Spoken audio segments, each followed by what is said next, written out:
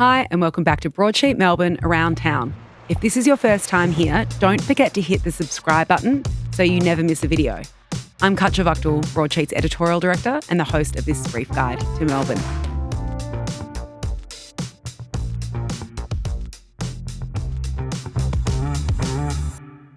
The Bear was one of the biggest hit TV series to come out in the last 12 months. It's about a chef, a fine dining chef who's changed lanes, headed back to his hometown of Chicago to turn around a family business, an old sandwich shop that needs a little bit of tender affection. Audrey Payne, our food and drink editor, is here to tell us all about it. Welcome, Audrey. Thanks, Katja. Now, you had an advanced look at season 2. We'll get to that in a second. Describe The Bear for those who haven't seen it yet. What was the first season all about? Yeah, so like you said, the first season follows this chef, Carmy, played by Jeremy Allen White, who some people might know from Shameless.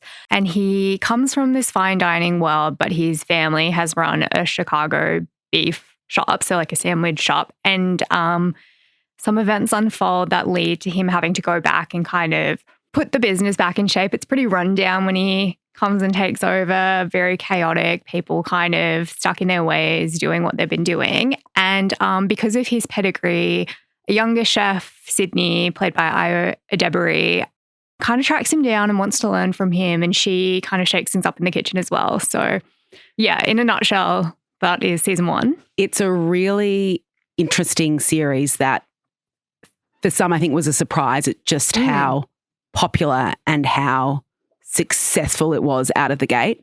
For those who work in hospo, they felt like it really reflected what it's like to work in a hospitality environment, the chaotic nature of what it's like behind the scenes, the pressures of running a business, but also trying to get dishes up in time. It's, for a lot of people, something that they felt was quite an intense watch.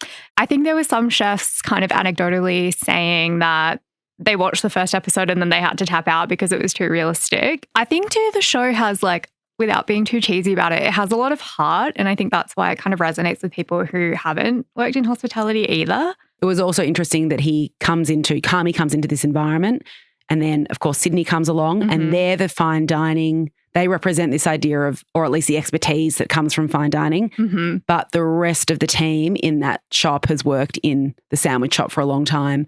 Doesn't mean they're not making great food, but the idea of chef stations, prepping what you do as you go, hitting deadlines, that's anathema to them. And part of the drama of the first season is watching as Carmy and Sydney basically tussle their way through, sometimes getting different members of the team on board, other times driving them away, and a bit of an emotional roller coaster, really. Yeah, and I think a lot of these people who've been in the game for a long time not reacting super well to, like, optimistic young chef that Sydney is coming in and kind of trying to make change. I also think that as well, you don't have to have worked in food to find this intriguing. No, not at all. And maybe it's slightly more enjoyable for those who aren't going to be traumatized by watching those scenes unfold, back of house. Let's talk about season 2, which has been much awaited, highly anticipated, and the reviews have been stellar. A lot of those reviews talk about the fact that if the first season was incredibly chaotic and in some places dark, there's more light in this season. You spoke with Matty Matheson, who is a celebrated chef, a very rambunctious Canadian man.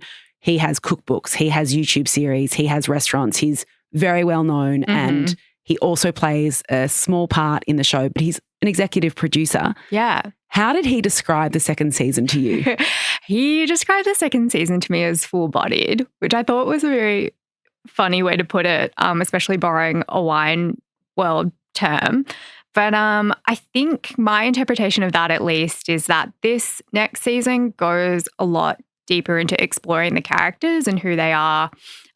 A lot of them get their own kind of bottle episodes. So I think full-bodied in the sense that you get a more rounded sense of who these people are. The first season was very much about Carmy, and I think you had a focus on Sydney and then his not cousin, Richie. Yeah. I feel like there was little moments devoted to others, but those 3 were our central characters.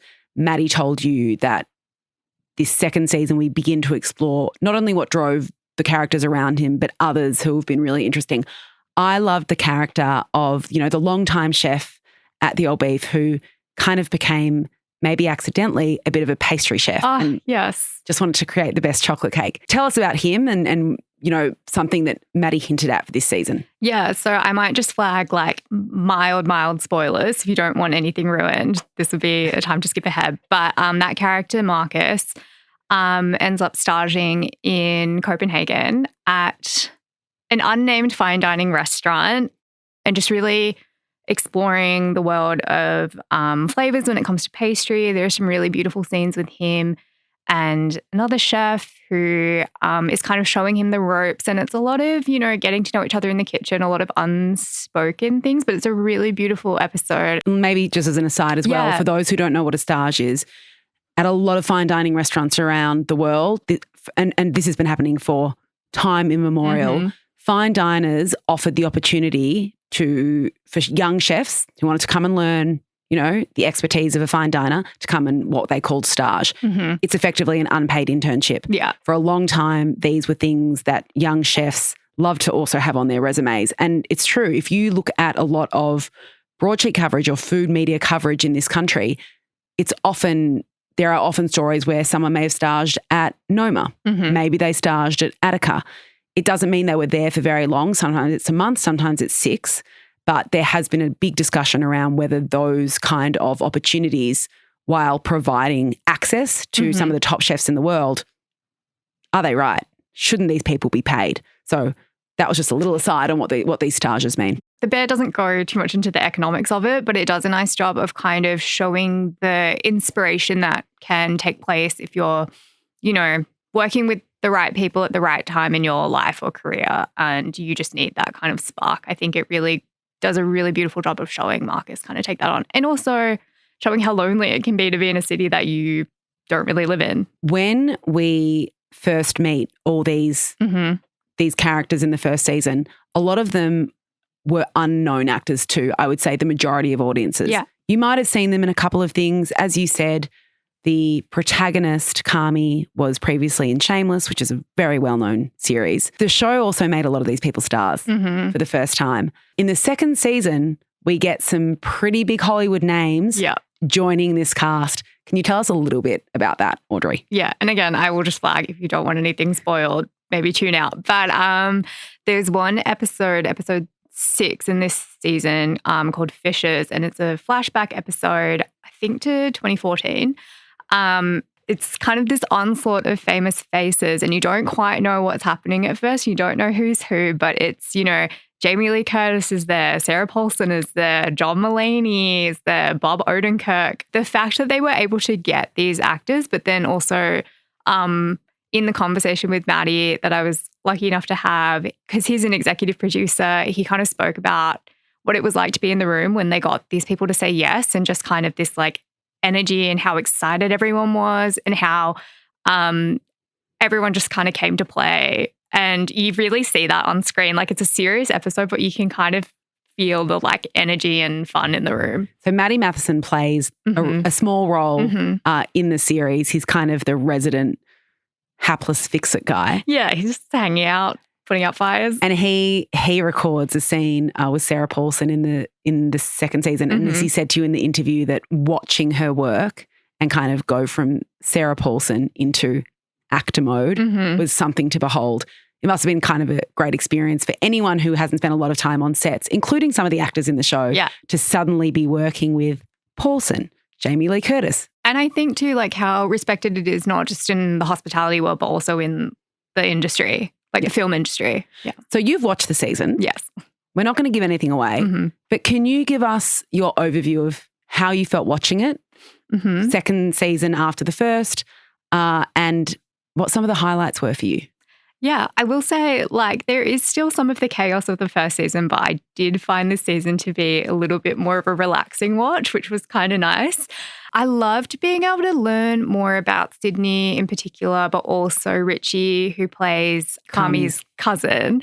Not a cousin, but they call him cousin, who is very, very close friends with Kami's older brother. Who, if people are fans of the show Girls, they might recognise as Desi. Yes. Marnie's husband. There's there are similarities between their personality. There were some episodes in the first season of The Bear where I thought, God, you're being very Desi here. Mm-hmm. Yeah, I know. It's hard to not, for me at least, not to think of him as Desi, but he gets a beautiful episode 7, which even if you're not a fan of the show or you're just kind of don't want to watch a whole season, you could just watch that almost as a short film. And it's a really beautiful portrayal of this person who's really struggled to find purpose in their life, kind of find that through hospitality. And it's really well done. Tell us a little bit about who's behind the show for those who don't know. Yeah, so actually, I should say that the reason why Matty Matheson is involved is not only because he has a small part on the show, but his role as a co-executive producer is to consult on the culinary aspects of it. He works closely with Coco Stora, who is actually the sister of the series creator. And the two of them have a restaurant background. So their job is to kind of make sure that the dialogue around the dishes is accurate, that people are moving in the way that they would in a restaurant. Coco's worked at some top restaurants, really buzzy restaurants in the US. In fact, if you're particularly interested, Broadsheet did a story, an interview with Coco around the first series about what it took to basically culinary produce on the Bear. And in the second season, is that food element just as important? Can you see Maddie and Coco's touches, or are we moving more into kind of time away from the restaurant? There is time away from the restaurant, but in my mind, food almost plays a bigger role because you get to see the characters develop, and through that, like, their dishes also develop. And part of the season is about Sid and Kami developing what they call this chaos menu for when the restaurant reopens. So that plays a big role as well. And there's also a really beautiful episode where you see Sydney's character kind of take a culinary tour of Chicago and then just find inspiration through that.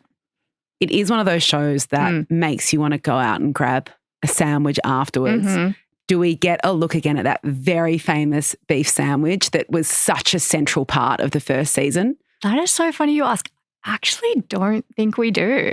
I don't think the beef sandwich makes any more appearances, but there's a great cannoli moment. So The Bear Season 2 is now streaming in Australia. It's on Disney+.